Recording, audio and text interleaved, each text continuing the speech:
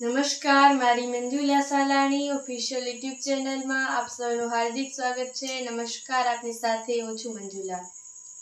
અત્યારે સમગ્ર ગુજરાતના વિસ્તારોમાં ભારેથી અતિ ભારે વરસાદની આગાહી કરી દેવામાં આવી છે. એ જે સમગ્ર ગુજરાતના વિસ્તારો છે ત્યાં બધે જ ક્યાંક ને ક્યાંક અમુક જિલ્લાઓમાં રેડ એલર્ટ તો ક્યાંક ઓરેન્જ એલર્ટ આપી દેવામાં આવ્યું છે.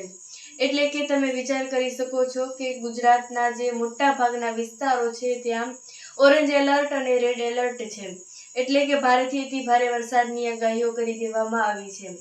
અત્યારે ગુજરાત પર એક એવી સિસ્ટમ આવી રહી છે, ગુજરાતમાં એક એવા વરસાદની આગાહી કરવામાં આવી છે કે ત્યારે આપણે વિચારતા હતા કે કદાચ ચોમાસું નહીં થાય, પરંતુ અત્યારે જે એ જિલ્લાઓમાં જે રીતે આગાહી કરી દેવામાં આવી છે તે રીતે આપણને લાગે કે ક્યારે આપણા ગુજરાતમાં ચોમાસાની અછત થઈ જ નથી. જે રીતે ચોમાસું ચાલી આવ્યું છે તે જ રીતે ચોમાસું આવી રહ્યું છે તેવું આપણને થાય.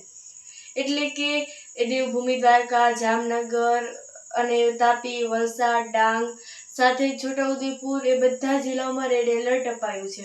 એની સાથે સાથે ઓરેન્જ એલર્ટ પણ છે. એ ઓરેન્જ એલર્ટ એ દેવભૂમિ દ્વારકા, ગીર સોમનાથ અને રાજકોટ જેવા જિલ્લાઓમાં, સાથે જ બનાસકાંઠા અને એ બધા જિલ્લાઓમાં ઓરેન્જ એલર્ટ અપાયું છે. બાકીના જે અમુક જિલ્લાઓ બાકી રહ્યા તે જિલ્લાઓમાં એ અત્યારે કંઈ આગાહી કરી દેવામાં નથી આવી. તે અત્યારે ત્યાં સામાન્ય અને હળવો વરસાદ રહેશે.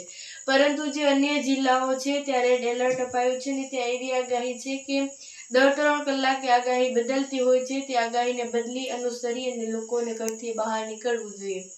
કદાચ જેઓ જે નીચાણવાળા વિસ્તારમાં રહેતા હોય તો તેમણે ઊંચાણવાળા વિસ્તારોમાં સ્થળાંતર કરવાનું પણ એ સરકારે કહી દીધું છે. સાથે જ સરકારે આ અતિ ભારે વરસાદને એ ધ્યાનમાં લેતા તેમણે બાળકોને પણ રજા રાખી છે. જેમાં રાજકોટ અને અમદાવાદના જે જિલ્લાઓ છે એ ત્યાં તાલુકાઓમાં બધે જ જાહેર રજા આપી દેવામાં આવી છે.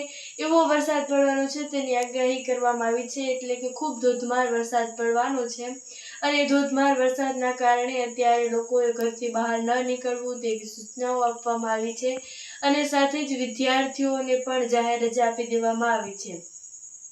આ 31 તારીખની આગાહી હતી, પરંતુ આની સાથે સાથે 1 તારીખે પણ આવું જ રેડ એલર્ટ અપાયું છે ને જેમાં કચ્છ અને બનાસકાંઠા સાથે જ તેમની આજુબાજુના જે જિલ્લાઓ છે મોરબી, પાટણ એ જિલ્લાઓમાં ઓરેન્જ એલર્ટ અપાયું છે અને અમદાવાદ, ગાંધીનગર એ જે મધ્ય ગુજરાતના જિલ્લાઓ છે ત્યાં રેડ એલર્ટ અપાયું છે. એટલે કે જે જિલ્લાઓ છે ત્યાં રેડ એલર્ટ અને ઓરેન્જ એલર્ટ બદલતા રહે છે અને ચોમાસાની આગાહીઓ એ સત્તાવાર કરી દેવામાં આવી છે જિલ્લાઓને અનુસરીને. એટલે કે અત્યારે ગુજરાતમાં ચોમાસું સંપૂર્ણ રીતે બીજો રાઉન્ડ પણ શરૂ થઈ ગયો છે અને ચોમાસું ખૂબ સારી રીતે વરસી રહ્યું છે.